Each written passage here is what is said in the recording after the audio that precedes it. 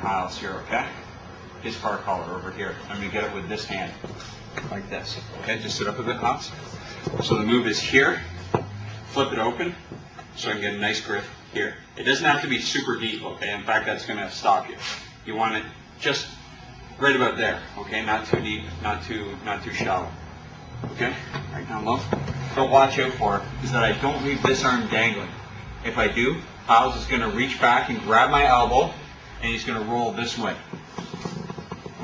He's got me in trouble, okay?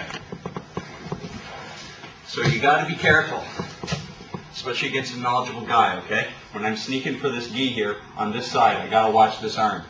So I can help here, but I'm watching his arm here. If he goes back for my elbow, I'm coming back, okay? As soon as I feed, I grab it here. Not too deep, not too shallow. And there's a couple different ways to do the clock choke.